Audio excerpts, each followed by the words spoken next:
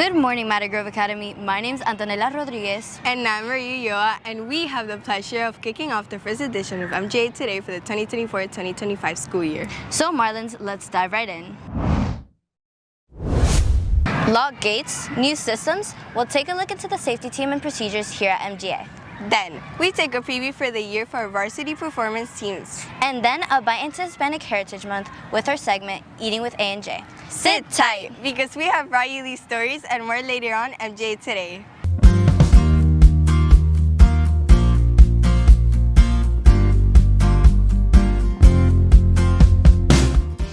Tropical storms looming? Let's head over to our weather reporter Alejandro Garcia for the latest on these Miami clouds. Thank you, Antonella and Maria. Let's take a look at your weekend weather forecast. With a disturbance on the west coast, we are tracking Hurricane Helene and its pathway towards Tallahassee. Here in Miami, we will only experience tropical storm effects with high possibility of flooding. Water is expected to rise up to about 2 feet. For today, in Miami, we will be experiencing scattered thunderstorms with winds up to 35 miles per hour. The temperature for this afternoon will be at a high of 88 degrees with a low of 81. Now let's take a look at a preview for our weekend forecast. This is all for the weather report. I'm Alejandro Garcia. Stay dry, MGA. Thank you, Ale. We'll make sure to stay dry this weekend. With rising concerns on school safety, reporter Lucas Diaz gives us the latest on all the added features we have here at Matter Grove. Here at Matter Grove Academy, the safety of our students is key. Let's dive in to see how our safety team continues to keep our students safe while they're in class. Earlier this month, an unfortunate turn of events happened in our neighboring state of Georgia when a 14-year-old student caused the deadliest school shooting this year. This incident has raised questions on student safety and the routine we are taking here at MGA. And then we'll run drills to ensure that if something was to happen, we're ready to go.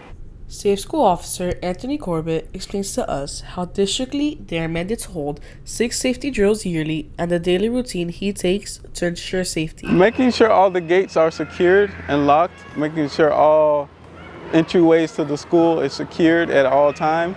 But that's not all. School counselor Justin Menendez explains how. Implemented different safety guidelines such as only one entrance and exit to the school. Parents cannot just show up and enter through any type of entrance. And even those entrances require key access via our school's brand new fob system, which were installed this year.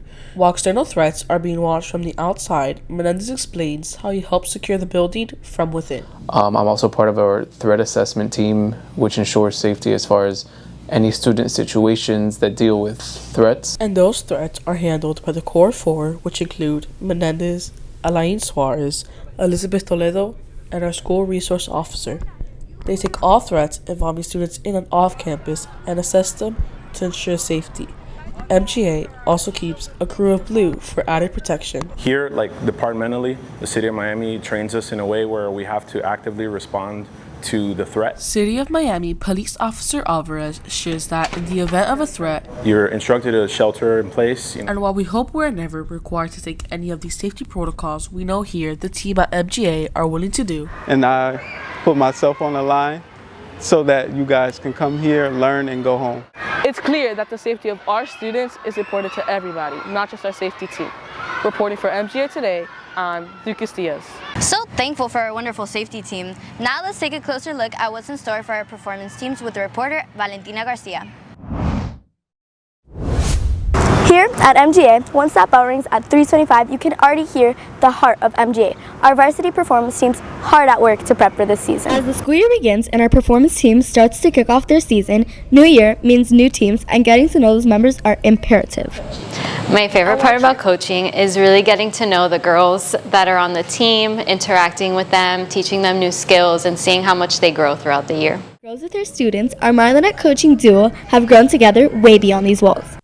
All my life, I've done dancing, and growing up at the age of starting about 14, with the help of what it was Miss Vento, Mrs. Gonzalez now, we both always choreographed together. So when I came into the school, she brought me into her group, and it's been like that since then. This dynamic duo started from their teenage years. Someone else was taken back in time with her team.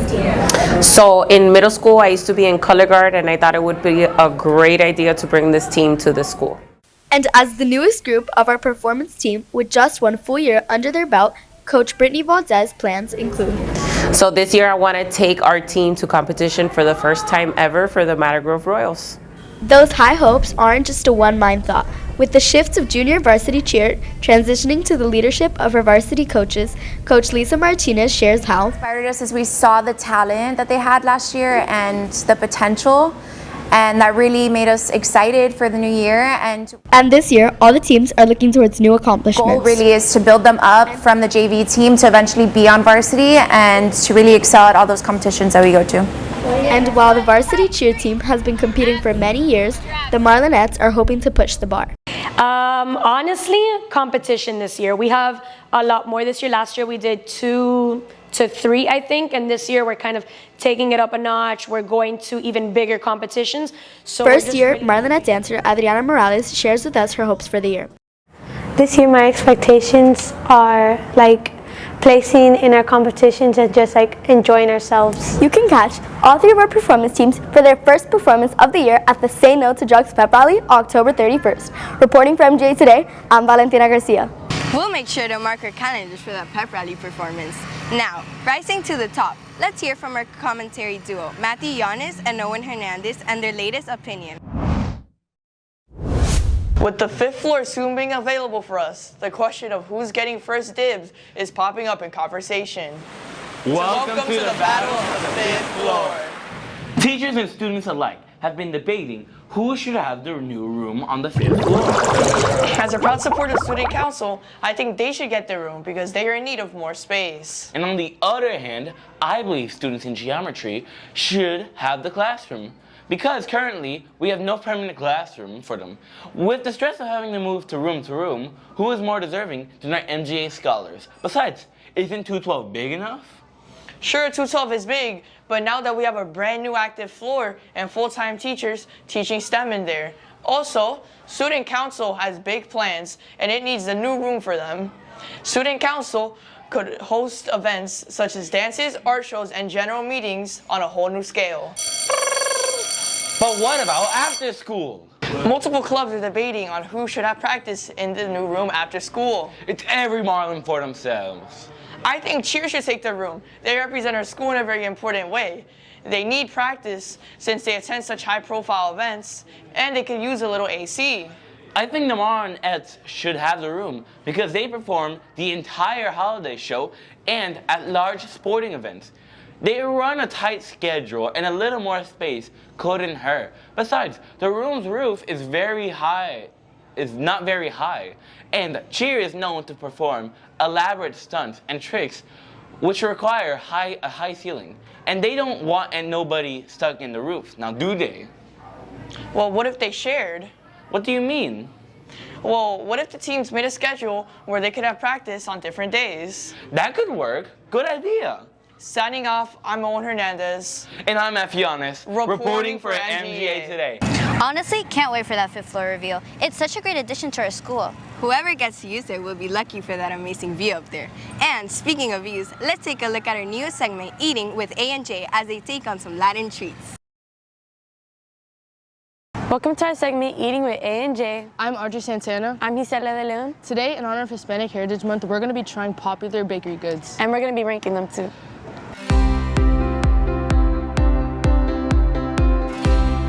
Today we're trying 3 croquetas from 3 different bakeries. I'll do it. Today we're going to be trying 3 croquetas. Oh. So first we have, what? You didn't tell me where these are from. Mimas. Mimas, okay. Mima's Kitchen. Mima's Kitchen, okay. It's located inside of a gas station. Girl, that don't matter. It's West Star gas station to be specific. On 32nd Ave and I don't know, sorry. Let's just get to it. Okay, which one you try first? The croquetas. Okay. Ooh, they feel a little cold. Okay, ready? Okay. They're jamon. I know. Okay, 3, 2, 1.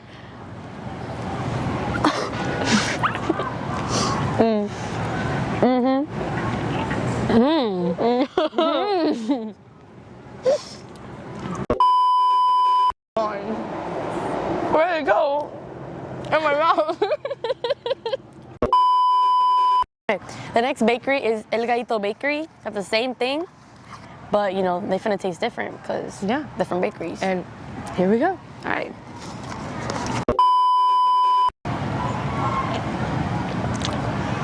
These ones taste more savory than the other ones. Yeah. Like these are more crunchier. Like what's it called? The coating. It tastes less sweet like this part. Yeah. Oh, the fried part.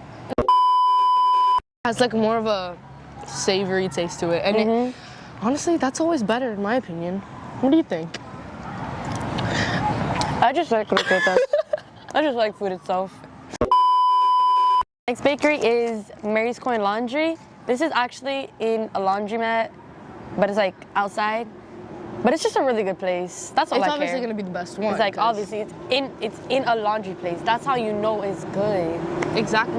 It's always gonna taste better. Okay, let's go. Ready? Cheers.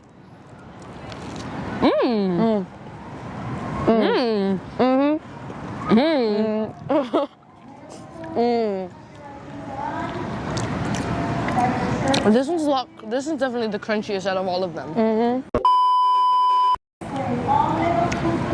I may have spoken too soon.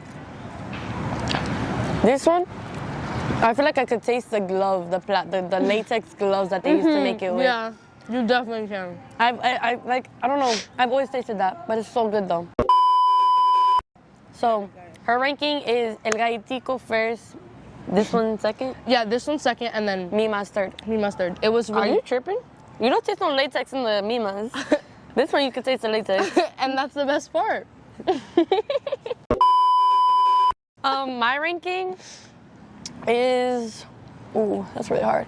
I would say El Galletico first, Mima's second, that third. Really? I think Mima's was a little sweet. It was a little on the sweeter side than what? Yeah, that's my second. Cause like, I don't know. I don't like that latex. I also like the crunch on the last one and the latex taste. It like sets Tied it the all cherry together. on top, but sometimes it's a little too much. No, mine was just right. Mine was a little too much. I feel like they rubbed their gloves inside the batch of ham. Thanks for joining us on this segment of Eating with A and J. We'll see you in the next one. Peace out. Honestly, a little bummed out we didn't get a pan de bono. I actually would have enjoyed a croqueta. Maybe next time Audrey and Gisela could save us some. But until next time, we want to thank you for joining us here at MGA today. You can catch us back here for our next show in October. Signing off, I'm Antonella Rodriguez. And I'm Maria Yua. Bye-bye, people, for now.